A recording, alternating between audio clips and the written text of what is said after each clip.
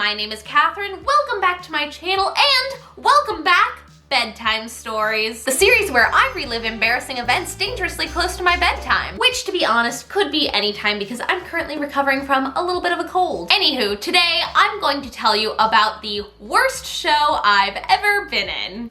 Yep, this is a doozy, but I think it's the perfect way to celebrate the premiere and the first few new episodes of Famous Cast Words, my new favorite show on All Arts. Huge thank you to All Arts for partnering with me on this video. Be sure to stick around so you can learn all about the fantastic, nerdy, artsy content that All Arts has to offer. So, like I mentioned, today I'm going to tell you guys about the worst musical I've ever been in. I know that might come as kind of a surprise, but hear me out. In general, I tend to be a very positive person, but I think to some degree because I've leaned so far into the positivity, it kind of makes it seem like every show I've ever been a part of has been this incredible, life-changing, Broadway-worthy experience. And that's simply not the case. You know, I still have bad rehearsal days, I still have tough performances, and I've definitely been in shows that have been less than stellar. I think at some point every person in this industry has experienced something like that, which is basically one of the overarching premises in Famous Cast Words on All Arts, but I digress. But here's kind of the cool thing about bad experiences. A, hopefully you get to learn from them and make sure that they aren't repeated. B, you get to look back and laugh. So we're gonna do both of those today. In fact, question of the day, tell us about the worst show you've ever been in the comments down below. Let's look back and laugh at it together. So overall, this musical was not in my happy place. Vocally, dramatically, the offstage drama, the boy drama, where I was personally in my growth as a human being and where I was mentally and emotionally, the rehearsal room and just kind of the way that the cast was put together, it wasn't a happy, fun, safe place. You know, it didn't feel safe to try a new choice or to fail, which is essentially what the rehearsal process is for. Chapter 1. The show. So the show we were doing is not an easy show. It is not an immediate crowd pleaser. In fact, it's kind of difficult. It is a very, how do I say, sexist comedy with very dark undertones. So here's some background information to explain one of the big problems we encountered. Most of the songs in the show are very middle range. You know, you don't have any really high notes, there's no belting. It's just kind of in a middle vintagey place in everyone's voice, so it wasn't terribly loud. It was just kind of a quiet vintage sound, which presented a problem because the theater we performed in is the single most acoustically dead place I have ever performed in. It was a black box theater surrounded by soundproofing curtains, like really thick curtains, like thick with 2 C's. This show was then decided to be performed in the round with no microphones. So basically, if you turned your back to the audience, they automatically could not hear you. But of course, you would have to turn your back to the audience at some point because again, we're in the round! Which, if you don't know what that is, performing in the round is basically like a stage setup where you have members of the audience surrounding you on all sides. Anyway, here's the real kicker. We had a band for the show, which in most circumstances, you're like, oh my gosh, yay, live music, that's amazing. Except that the band was very loud. In fact, the band was mic'd. We were not, but the band was. And the choice was made to put the band above the audience, like in one of the corners of the audience. So if you were sitting in that corner where the band was directly above you, it was painfully loud, like to the point where audience members complained. So you could barely hear the dialogue from the actors, and you most definitely could not hear any of the singing. It was just super loud, like vintagey elevator music for 2 hours. So, what did I learn from that? Sound is everything and story is everything. It doesn't matter how high your kicks are or how cute you look in your costume if the audience can't follow the narrative. That's why setting up relationships and clearly establishing the world that your characters live in and enunciating are all so important. If the narrative is lost, everything is lost. Chapter 2. Some absolutely ridiculous things happened. I'm talking about silly, ridiculous hijinks, completely out of your control stuff. In the middle of a performance, the fire alarm went off and the entire cast, crew and audience was evacuated from the theater for about 30 to 45 minutes in Los Angeles in the dead of summer. So it's like 103 degrees and the audience is just kind of milling around asking the cast questions about the plot of the show. There was one scene where my character was supposed to be unconscious and wearing lingerie. I was getting picked up and thrown around by a bunch of different characters, and the slip that I was wearing was a little too big, so I was dangerously close to having a slip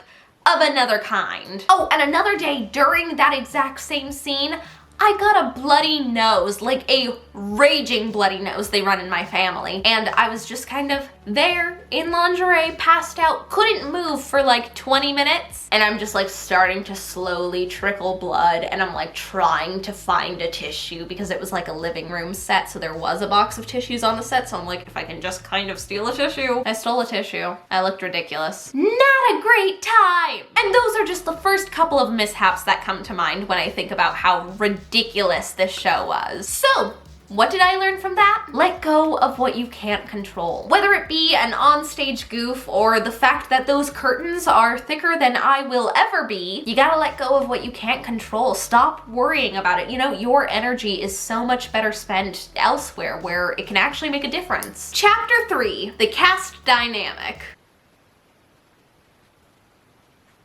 So communication was something I didn't really understand the concept of until I experienced bad communication. And this is that story. I got involved with a guy that I shouldn't have. He was a co-star and he was a couple of years too old for me. I was a little too immature. He was just more experienced as a person, and it wasn't a good fit. I look back at the whole thing and honestly, I just cringe for so many reasons. I handled situations in ways that I would never handle them now, and that's because I was terrified of communication. There was this one time that we had a moment straight out of Kiss Me Kate. Like, we went on stage, we had like a romantic scene, I came off stage, found out some scandalous information from castmates, and then I had to go on and pretend like I was in love with him, and in reality I was furious at him and I was like staring daggers, and he knew I knew. It truly played out like a sitcom. Another really weird thing about this cast dynamic is that it was the first time that I ever experienced or realized that not everyone is going to be your friend or has an interest in being your friend. I was new to the theater and I got the lead right off the bat. I was one of the youngest in the cast, and this cast liked to party hard. Like, harder than anyone I've ever met hard. It created this weird dynamic where I was like babied and not taken seriously because I didn't party to that degree. So, what did I learn? Not everyone is going to be your friend. In fact, some people might be bad for you and you might not even know it yet. Don't feel guilty about removing those people from your life. You'll click well with some people, you'll click perfectly with others, and you won't click at all with some. And that's okay. Also, do yourself a favor and don't get involved with your co-stars unless you are absolutely sure that you can handle a worst case scenario outcome. Even then, lay out the ground rules early. Let them know if you want something casual or if you don't want something at all. Any answer is totally okay as long as it's honest and ideally kind. Or you can wait until the very end to make a move. That way, if things don't work out, the show won't suffer, and you can find out if your relationship has legs to stand on outside of the project you're both working on. Chapter 4, confidence is everything. Like I mentioned, this show was not in my sweet spot vocally. It was a challenge. I was not thriving in this show. In fact, it was kind of the opposite. It was a struggle. And that was a great lesson for me as an artist, learning the difference between challenging yourself and pushing yourself, and realizing that maybe some material just doesn't suit you,